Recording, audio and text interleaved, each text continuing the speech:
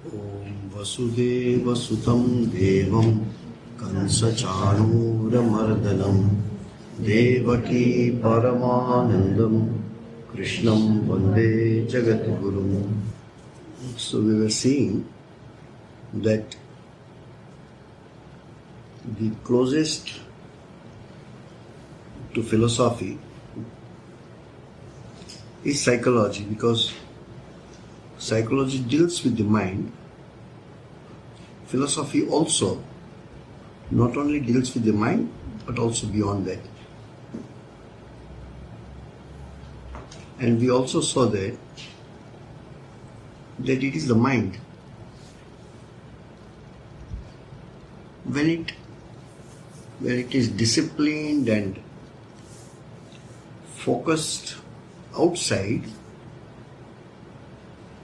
with the same purpose of finding the truth,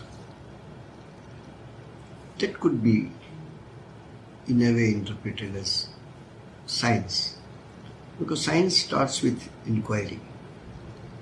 Science starts with all those words which start with W, why, when, what, whom, where. But it is the same mind with the same discipline is focused within.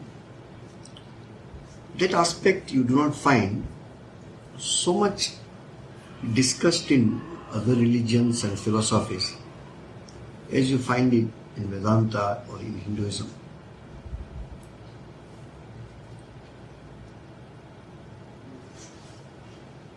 You definitely get the hints that the kingdom of heaven is within, it is not without. But you do not find that much discussion. What does it mean by having kingdom of heaven within me? So it gives lot of option for people to think otherwise. And in most of the time, that aspect is not given that importance. And then as soon as you consider heaven outside you, then it's a matter of objectivity. Then it is a matter of the same practice of objectivity which we do in this world. And the objects which gives me happiness, same objects I start imagining in heaven. Though the concept of heaven is all that is happiness, where there is no suffering. Now what that happiness is depends on your philosophy. Somewhere, some clip I was hearing, and I do not know what is the significance of that, but according to Vedanta, Hinduism, the meaning itself doesn't mean anything. Unless you say that the happiness will be in so much in abundance that here you cannot even think of. So, that multiplied happiness, this multiplication is there in Hinduism also, but not from the material point of view, but from spiritual point of view. If you read the Taittiriya Upanishad, there is a small chapter called Anandavalli. In that, Rishi tries to explain what that the word Brahmananda, or what the bliss of self-realization, is there any meter, or is there any way that we can say how much happiness it could be? What is maximum happiness a person can think in this world? So there is the first line. that a young man, healthy body, no external difficulties, no physical difficulties, very well earning, well qualified, also morally good. So that seems to be an ideal human being, whether a man or a woman, doesn't matter. Then says that 100 of this, okay, this is 1 unit of happiness. Then think of 100 of this unit. That becomes the happiness in. There is a series, 1 by 1.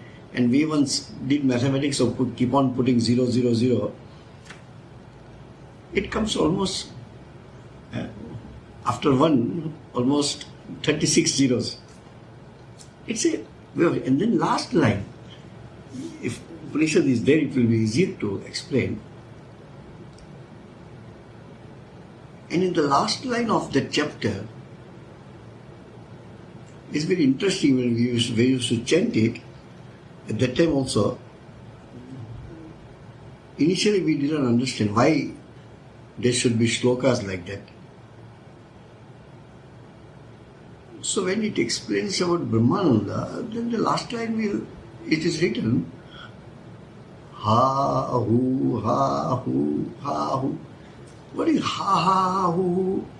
It is expression of happiness. But it cannot be measured. Cannot be measured. So, in every religion, this is very sure that whatever religion you follow, could be Hinduism, could be Vedanta, which is at most logical, step by step, and in details work is done. That much work in no religion is done. Though you have many commentaries and writings, if you go to any bookshop, you will find varieties of books written by different monks and priests and about Christianity, about Christ and all that. That explains only Bible, nothing else than that. But in Hinduism and Vedanta, technically the details which they have worked out is mind-boggling. It is impossible to fathom by anybody. And same thing was reflected in their day-to-day life. Go to 2000 years old temples. Forget about those temples. Look at the temples which we have in Singapore. Look at the gopurams which they have. We cannot make even one statue. Hundreds of statues put together, they make one gopuram. The planning itself is, and this is nothing in front of what you see in Madurai Meenakshi temple or in Rameshwaram temple and all that. Yesterday, few of you were here and I was discussing. Last week I was in Thailand. There is a place called Sanctuary of Truth. And it is 60 to 70 feet tall, wooden structure. Inside pillars, outside pillar, the roof, except the floor where you walk. It is completely made of wood. The whole structure is made of wood. And there is not a single inch which is not carved with a concept. There is a Hindu concept, there is Buddhist concept, there is local Thai concepts, different race, different religions, everything is there. But when in totality, when you see, it is done by the people who are still alive. But to plan that building with these minute details is not the work of a common mind. Person must be a genius. Think of those things which are done few thousand years before. The expression which comes in form of science or art or culture or design or music or something, it is created from within only, from somebody's mind. So we can say, this beautiful building, this beautiful painting, this sweet, beautiful piece of music, eventually everything came from within only. Correct? That means everything what excellence you are seeing around, which is man-made, are all in a seed form, very in your mind only. That's why all expression, without any exception, don't divide into secular and spiritual, don't divide into worldly and religious or anything. Everything eventually is expression of the human mind. And we appreciate that. Presently, if somebody does that, there are platforms which will appreciate them, award them. But that which is ancient, then this is a UNESCO heritage site, not only natural sites but also man-made. Man-made. Other day, I had another class, they were discussing that think of 2000 years before, the science which they knew, there is no way to write down. Even the paper came much later. So even if somebody has written, they would have written on a bark of a tree. And then insects would have eaten up. Still what is available is unimaginable. How much is done? So religion, spirituality, from this point of view, is the same with science and art and architecture and design and whatever you say. Everything which is creation of human mind externally can be created, and that which can be realized within all comes under one title, is the human possibilities. What you can do. As Sri Ramakrishna says, do you think human being is something very small? If a human being puts effort, can even realize the truth. There is no other species, as we know, have this capacity to realize the truth. I don't know from where this story came, but I have heard it many years before. This story will depict what we call subject and object from philosophical point of view. A scientist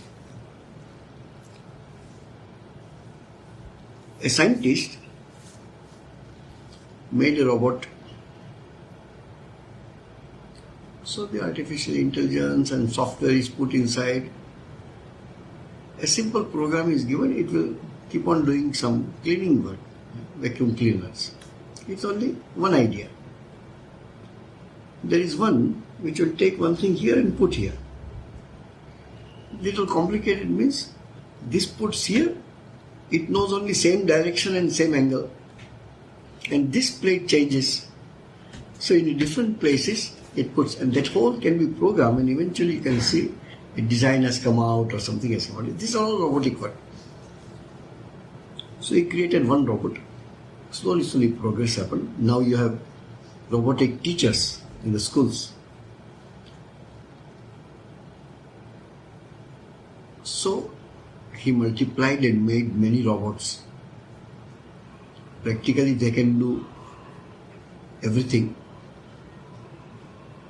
They can reply to you, they can recognize to you. Now also you have robots which can recognize the smiles, recognize the crying or all. So the scientist made, say, 40-50 robots.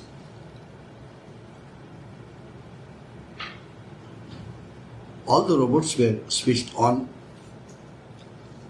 So robots started becoming very intelligent as the man himself.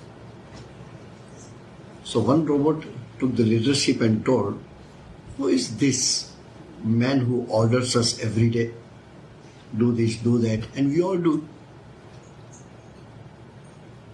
Don't we have any freedom to say no?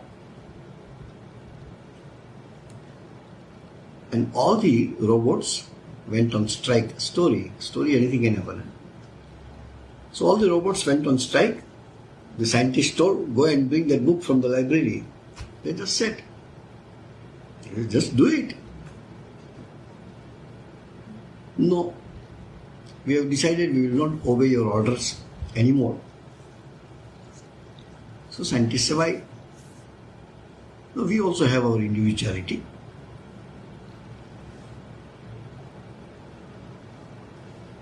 What is that which you know and we do not know? Because the same scientists had put all knowledge inside. So as the story goes always in Indian way, the scientist is puzzled and goes and sees a monk sitting under a tree, meditating. I asked him, Mahatmaji had helped me. My robots are on strike. So the monk says, very easy. Today you go and ask all the robots who you are. Just simple question you ask. And it is impossible that they can have this answer. And then Vedanta starts from there. What the robots say, oh, we are robots. That answer is always there. No, that is the body made of such and such metal which I have made. Who you are, who is answering to me. No, we are this bank of information which we have. No, the information is put by me. Who you are. So like this same Vedanta, when we discuss, same thing happened. And finally, everything was negated. You are not that artificial intelligence. You are not the body of the robots. You are not the battery inside. You are not the information given inside. Now you find out who you are. Then the story says all the robots crashed because they don't have answer. So this happens. What could be the reason for religion at all? Forget about many religions. Why there should be religion at all?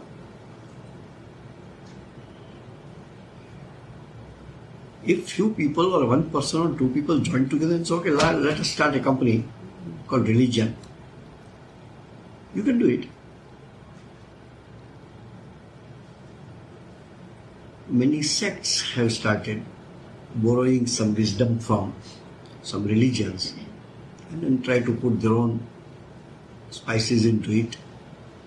And because there is no realization, so it gets corrupted and all stories happen. But why there should be religion at all? And if it is, how the first group of people or the first person in whom this thought would have come? It is pre-Vedic period. Swami Vivekananda tries to answer this question. You can read the book called Jnana Yoga. First chapter in the Jnana Yoga is called Necessity of Religion. There he explains in details. Think for a while. We are all, as we are common people, we have no idea about religion. We do not know what God is. Whether God word exists also we do not know. We go back 10,000, 20,000 years before. Is there anything which says me to have something like religion? Something like God? How it would have come all into picture? You can find the history of religions, not history in terms of years. Somebody was born, Jesus was born, prophet was born, or something, not from that point of view. How the religion itself would have started. So Swamiji says this, that in general, the religious minds can be divided into two groups.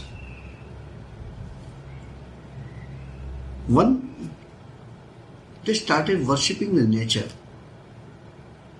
Hinduism falls into that category too. your Indra, Chandra, Varuna, these are all forces of the nature. And why do we worship it? Because they are immensely powerful. If you are more powerful than me, then I respect you. And that power can be of any sort. Somebody comes with WWF wrestler, or none of us can stand in front of him because he has made his body like that. So we keep a distance. Oh, he is a very powerful man. Somebody is very rich. Oh, he is very powerful. Somebody is politically powerful. Different kinds of powers are there. But whoever is more powerful than you either respect them, or you are afraid of them, or you are attracted to them. In whichever way, but you put them on a little higher pedestal than where you are. In simple words. So a group of human beings started adoring, and slowly it came into worship. The forces of nature. Can we tackle the lightnings? We cannot. Can we tackle the floods? Can you tackle the rain? Can you deal with tornadoes, and can you control the volcanoes and all that? No. These are all forces of nature in front of which human being is so tiny.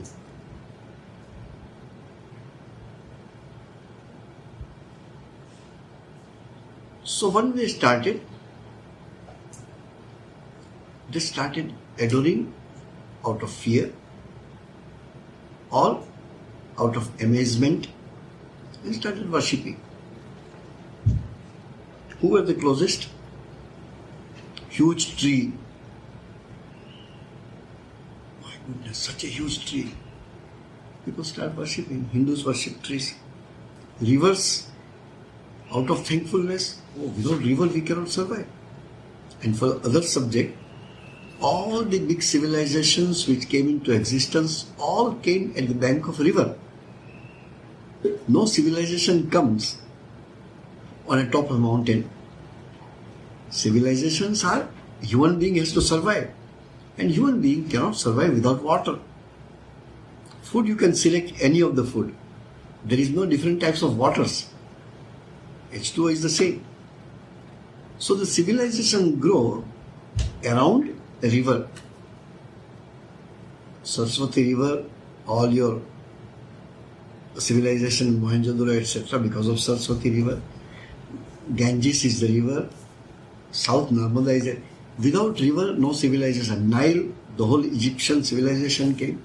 Everywhere. Everywhere. So they started worshipping rivers. Then a huge mountain. Start worshipping mountains. Torrential rain. So I gave a name of a rain god. Start worshipping and praying to him. Please do not do. If you are there, please hear my story. We can't tolerate so much rain. Please reduce the rain. And rain stopped, so they will know he must be there to hear me. Imagine anything but started. That is the group who do the nature worship. This looks like a story, but think of thousands of years before, we were all that. Think of a caveman. Who was the most powerful? Animals were very powerful. They can't tackle. Or the trees, or as I told, rivers and mountains and all that. Clouds. Clouds became very famous. Clouds were moving. So the poetry started, clouds as a messenger, Meghadutam. Meghaduta is nothing but a cloud messenger. Fire. Fire worship is common in most of the religions in different ways. Or the fire is an instrument. Why? Because when you burn fire, it looks always it goes upward. So just like Meghadutam, Kalidasa writes that, oh, send this message to the, now also you have a cloud service, though it has nothing to do with this cloud. But idea is this, that in Ishavasya Upanishad there is a shloka. The Rishi is praying to this fire which is going upward. Fire always goes upward. So you give oblation in fire. So that fire goes up, and what you offer, as if fire takes it to higher regions. So you have a shloka. Agnena Yasupatha Rayasman. That I am offering this, send it to my forefathers. Nothing to do with this, but a historical incident came when Aurangzeb put his father into prison, and he gave ration, that he should be given this much water and this much food on every day, nothing more than that. And it was hot summer in Delhi at that time also. So his father, what's the name? Shaja. He told to the servants, can you please tell your king, who incidentally is my son, that at least increase little water. It is so hot, I am very thirsty. And Aurangzeb denied that he has to survive in that much water. Then Shah Jahan wrote, with lines I don't remember of course, then Shah Jahan wrote that me and after me you, we ruled over Hindus. Neither I could understand Hindus nor you could understand Hindus. I am still alive, want a glass of water and you are not able to give me. Look at the Hindus, even after the departed forefathers pass away, still every day morning they offer water to them so that they don't remain thirsty. It's a poetical way of telling. But idea is this, that this offering, Pitru Paksha going on, is all symbol of that only. Mechanically you do, which Guru Nanak protested. You know the story. Brahmin was taking water and offering to the sun. Oh, give it to my forefathers, give it to my this, give it to my that. So Guru Nanak's idea is very good. So Guru Nanak started offering water, give it to the field of XYZ, in the field of his field is dry. Oh God, put water. Somebody, if water cannot go to the fields, by sending like this, if water cannot go to the fields, how do you think this water can go to your forefathers? This is always told in Hinduism, that you have to be aware about the philosophy. It is not this H2O which you are offering, this water is going to your forefathers. But it is your feeling and respect and love towards your forefathers that is everywhere. In Ghost Month, you see Chinese are burning, so many currency notes are available. $5 for $1 million you can buy. And then put in the fire again, so that this will go to them. Oh, my father liked, he was very fond of buying cars. So they're available, $30-40 you can buy a cardboard car and then put in the fire. So that car will go to my forefather wherever in heaven he is. Or he wanted a good house, so they purchase a house and put in the fire. Is the same. Eventually it is the same. The offering in the fire, because fire becomes the vehicle to send the things, like a courier or like a messenger or something. So all these things fall into this category of worshipping nature from fire point of view and worshipping ancestors. There was a time when in China also the king will save money so that his tomb should be made very beautiful or better. So Swami Vivekananda says that religion can be divided into these two, ancestral worship and worship of the nature of the forces of the nature, sorry. But he says, end of the chapter, but I want to put it both together, that actually man wanted to go beyond the limitations. Why should I worship someone? Because he or she is more powerful than me. So I want to reach, I want to be equal. Maybe By acceptance, I become part of that, and then I also can become greater. To overcome our limitations, we adore and worship these forces.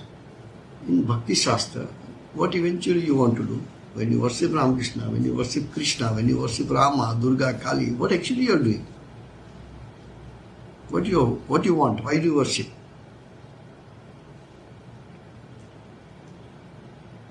You want them to be happy to you,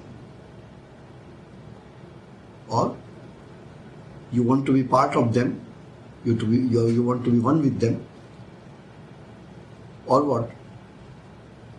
Or in a lower way you can say, oh, they are powerful, so you ask for boons. In Durga Puja story, mother is standing like this only. This side boons giving, and this side all kind of fearlessness. You are given, oh, don't worry about it. Vara, Abhaya, these two are there. So, even if you are asking for spiritual benefit, give me devotion, is also asking from that force which is much higher than you. So eventually you want to cross the limitations. So crossing the human limitation is one reason for which this formal form of religion could have come, Swamiji says. Another thing is, when subjective thinking started, 1500 BC, whether it is Aristotle or Plato and all that side, or there was thinking in Persia also. There was one thinking school started in China, one thinking school started like Vedanta, etc. in India, is the subjective thinking. This is how I many times feel that Vedanta could be a very logical thing for any atheist also to think about something higher. You don't need to believe in an objective God. Then they shut down. Forget about it. If you say Rama was a historical person, Jesus Christ was a historical person, if he's a historical person like you and me, maybe he was a king, maybe he was a powerful man, why do you think I should worship him? This is the way atheists will think. Okay, they were not historical persons. Then it's your imagination. Why should I worship? So idea is this, that philosophy started from this way. Religion, which is an objective result of the endeavor of going beyond the limitations. But when it comes to subjective, two things are there. One thing, where was I before my birth? Where will I go after my death? If there is nothing beyond my death and beyond my birth, then this existence doesn't mean anything. Something suddenly you see here, which was not there 10 minutes before, which will be not there 10 minutes after, then what is the proof of its existence in presence? It cannot come from nowhere. It cannot go to nowhere. A living being which we are sitting here, talking, hearing, moving, walking, breathing, suddenly we become zero. Even from science point of view, how this a package of energy, which is intelligent, sentient, palpable, thinking, imagining, suddenly becomes zero, non-existence. That's not possible. Because energy can be from one to another, and it's not only the physical energy. What happens to all the memories which you have? What happens to all the experiences which you gather in whole your life? All becomes zero. Then there is no point of doing what we do. This is one thought. Another thought is on day-to-day basis. Now I am able to see you, I am able to hear you, When I sleep, I have another world which is imagination of my mind. There also I deal in the same way. And there is another state when I feel I exist, but not that I don't see this world. I am not aware about even the absence of this world. There is a difference. Here is a difference.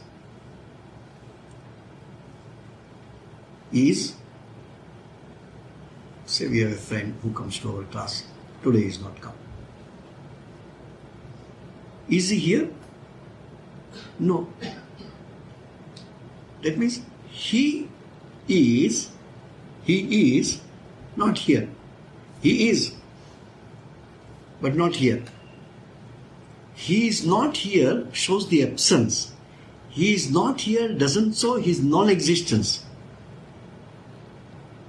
That's why in one of the school of philosophy, absence is to be given same importance what you give to the presence.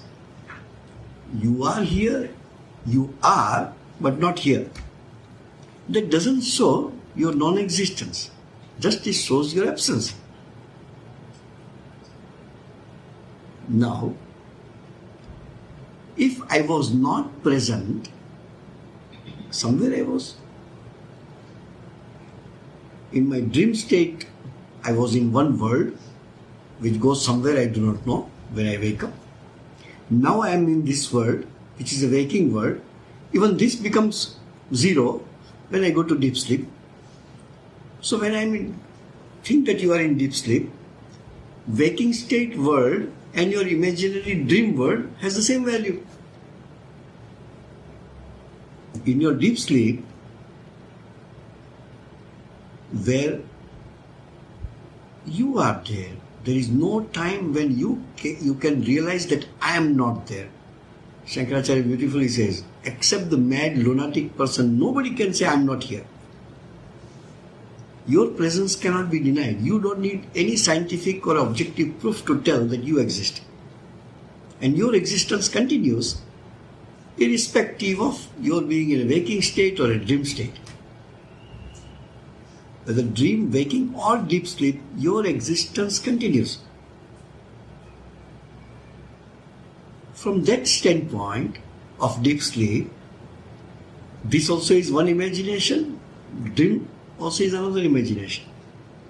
There is no difference. This question was asked by us when we heard this concept first. And don't tell all these things. Okay, I slept. Morning I got up, it is the same Ramakrishna Mission again. How the same dream I am saying? No, that is not the dream. Your whole life is considered as one dream. This sleep, what you sleep, is sleep which we give that as an example. So it is the same thing. So idea is this. One of before my birth and after my death is one logic the earlier philosophers started thinking. And second thing they started thinking is this. My day-to-day life, every day, I go to one particular state where this world doesn't exist, where even dream world doesn't exist, but I exist.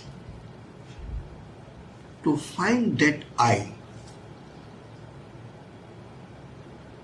is a religion, according to Vedanta. To find that I, which is still now also there, I am experiencing this world. I sleep and I experience another world which now I am calling dream world. In dream it is real. Dream is not a dream in dream. Dream is a dream when you wake up. In this wake up state of mind, you call that as a dream.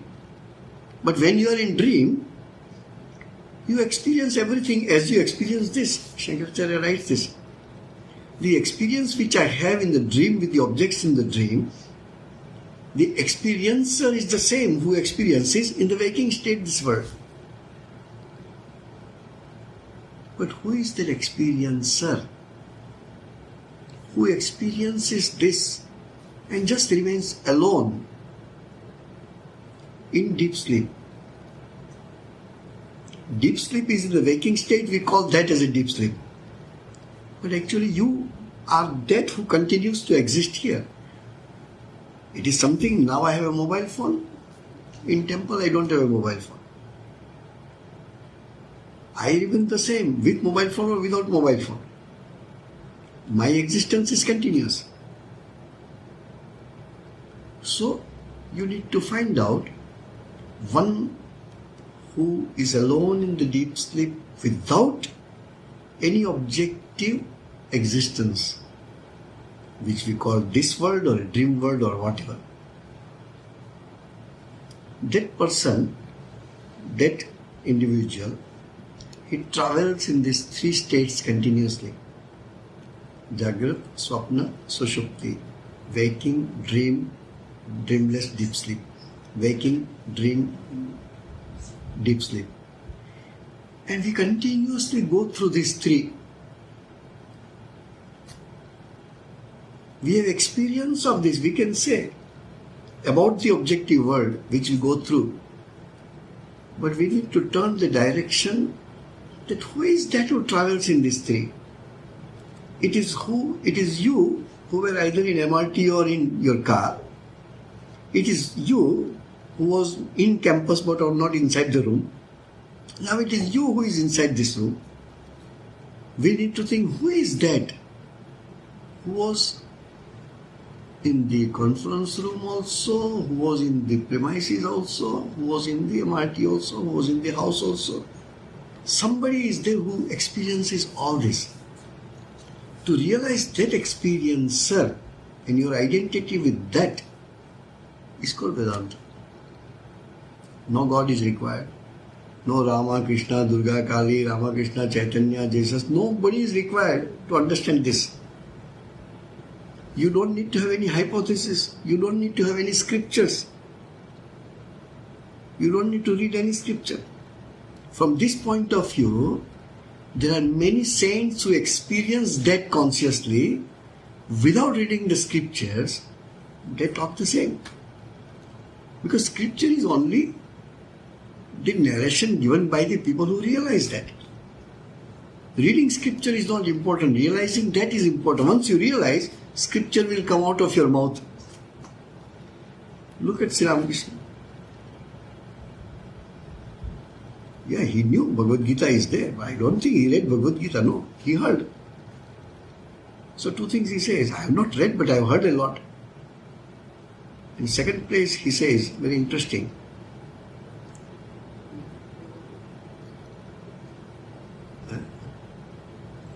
how to translate this word, please help me. In Bengali, if anybody can translate, it goes, Mairi Bolchi. Mairi Bolchi. And in Hindi is a Bhagwan ki kasam. How you translate in English? That, believe me, Sri Ramakrishna says, believe me, I have not read any scripture and I am not sorry for that. Why he should be sorry? The very essence of scriptures he has already realized. So he doesn't need to realize. He doesn't need to read the scripture. We need to read scriptures because we have not realized. And scripture can help you only with all this information how to realize. So, this is how the philosopher started thinking about, and that only came out. This experience only is translated in your day-to-day life and all that. Whether in form of philosophy, whether in form of art, culture, architecture, competition. One is external, which has to be fed by your intense desires. Then only external force will come out. Same thing when the desire, intense desire, is not about any objective reality or anything objective, but for a subjective, same desire, force of desire rather, then that becomes your vairagya, your devotion, your how to say, all these things which makes you to realize within. But this practice you have to do when you are in a waking state.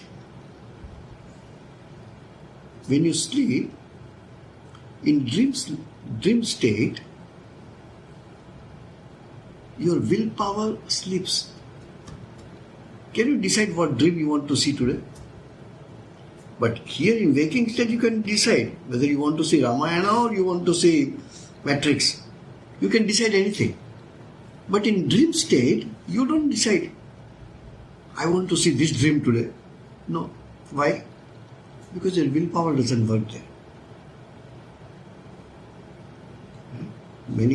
Many psychology and spiritual religious jokes we can create, and people have created. There are one or two I can tell.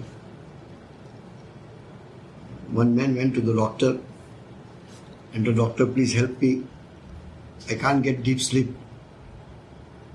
Every day night I dream that the monkeys are playing football, and game after game I don't have a deep sleep. So doctor said, don't worry, I give you medicine. What do you call it? Valium or something is there. You give that, you go to deep sleep. So doctor gave medicine to him. So the man says, can I take that medicine tomorrow? So doctor, you can't sleep, you take it today so that tonight you can sleep. No, today they have a final match. This you cannot do. In dream you cannot decide. Do you have anything for dream part 1 yesterday, dream part 2 today? You don't decide that because your willpower doesn't work. Here your willpower works in waking state. You decide whether you want to hear about Bhagavad Gita or you want to see a movie or you want to go to this or that. Anything you can decide. What you decide is not important. Your ability to decide in waking state is a factor which is not available in dream state. In deep sleep, you don't need to have an object. When you go to deep sleep, is there anybody who says, I was suffering in my deep sleep? No. Nobody suffers in deep sleep. Everybody is happy in deep sleep. Nobody says, no, I don't want deep sleep anymore. I am tired of deep sleep. No. Because that is what you are. Rather, you are tired of this world. You are tired of dream states also. People who have insomnia or people who cannot sleep or people who even cannot go to dreams. Sometimes people see variety of dream because of their physical condition. You see fire in your dream when there is a lot of acid in your stomach. Take different kinds of food and experiment with the same kind of food. More or less dream will be little similar. Nature of the dreams will be similar. If you have more coolness because of those food which you have taken, you see water, inundation and flood and everything. All good thing. You will see parks and water and rain and ocean and all that. As soon as acidity is there in your stomach, that prompts your mind without willpower to take the memories of your waking state, permutation, combination, create a recipe and comes as a dream. So idea is this, that my own existence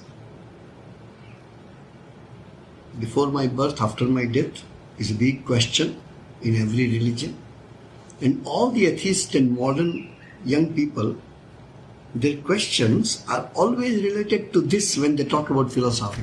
When they talk, they don't believe in God. Oh, I am a free thinker. I remember, I always cut jokes. So a big group of 50, 60 young boys and girls were there in Singapore itself.